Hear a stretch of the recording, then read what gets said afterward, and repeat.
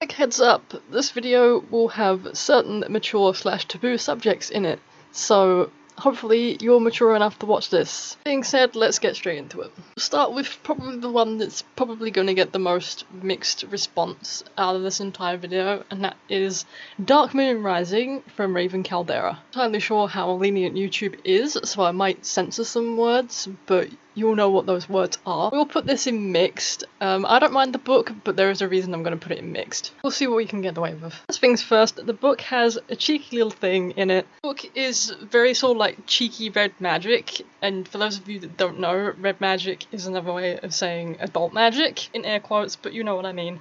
That is how to use more adult stuff in your magic to represent the elements. I don't know how you guys are going to get on with this, so it recommends certain adult striking, slap and tickle implements for wind. It recommends more adult-focused toys for earth. It recommends lubrication, because lubrication is fine to say because, you know, cars. You need lubrication and stuff on cars. But yeah, it recommends that for water. And it recommends wax if you're into that for fire. This book is very red magic focused, so if you're not into that sort of stuff, then this one will be a miss for you, which is why I put it in mixed, because I understand not all of you are into this sort of thing. I was a little, like, iffy on this book at first, but it's not too bad, to be honest. It also has things such as rope suspension to induce trance in someone as well. If you're into this sort of thing, it's a very fascinating read. The book's a little obsessed with meat hooks for my liking, though. On to book number 2, the Draconian Ritual book by Aston of Mason. Yes, this is a very eclectic spellbook reviews. I'm gonna put this one in worth a read, even if you don't get on with most of the stuff. It's got some fascinating information on how to use snakes and dragons as a symbolic thing, like a power animal, almost, rather than an actual entity. It's a bit like theistic Satanism versus just regular Satanism. Sees them as an entity, whereas one sees them more as a personal symbol of power. It seems the Draconian path is the latter when it comes to dragons and serpents. So some demonolatry in there that not everyone is going to get along with, but I like to see it more using them as symbolism, so in a sense you become these entities.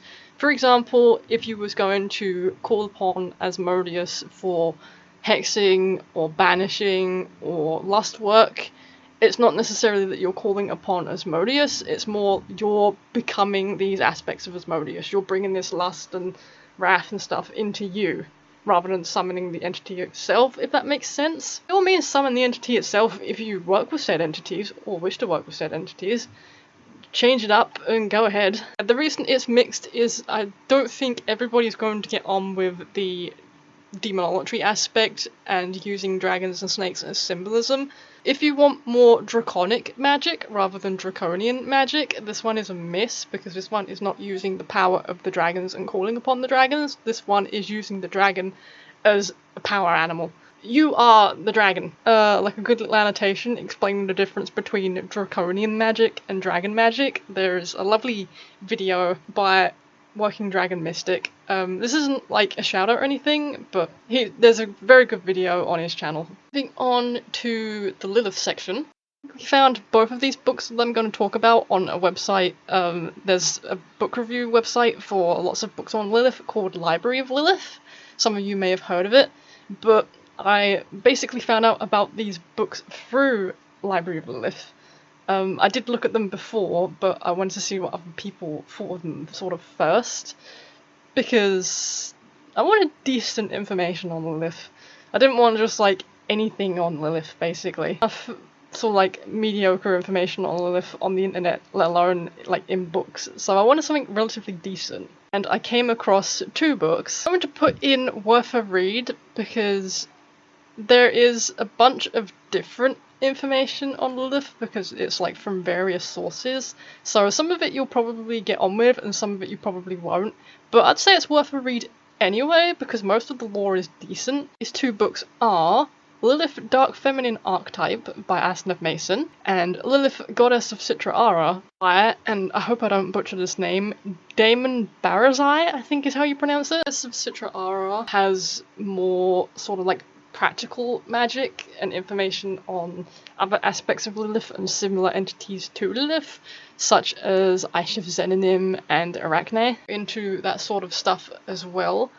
I will mention that Selene and Hecate are also mentioned. Take of that what you will, but I feel like it's not necessarily needed, because it feels like Lilith is a goddess of the Dark Moon and all this stuff, and I'm going to compare it to all the other goddesses. Like I said, you'll like some of it and you might not like some of it. Like I said, they're worth a read anyway. Looking for more the Mother of Demons and the Mother of Vampires, or Queen of Vampires aspects of Lilith, Goddess of Citra Ara are pretty good at explaining that side as well.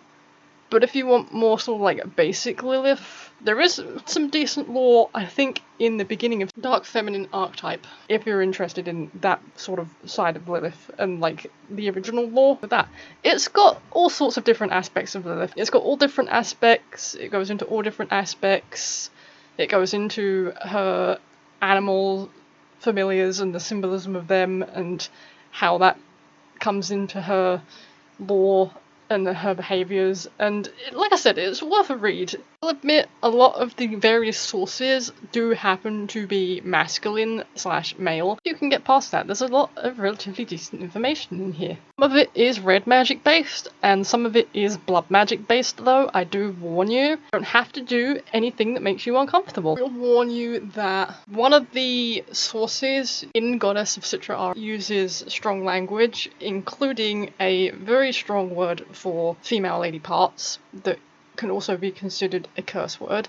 So if you wish to avoid that one, you may skip Seduction of the Virgin. I would skip anyway, you're not missing much on that one. But other than that, most of the sources are decent. Some are a little heavy on birthing symbolism and the sort of like lust aspects of Lilith, but other than that, most of them are good. You'll like most of them, I would say, so it's worth a read anyway. Yeah, that's all the books I wanted to review on this part, so I will see you in a future video at some point.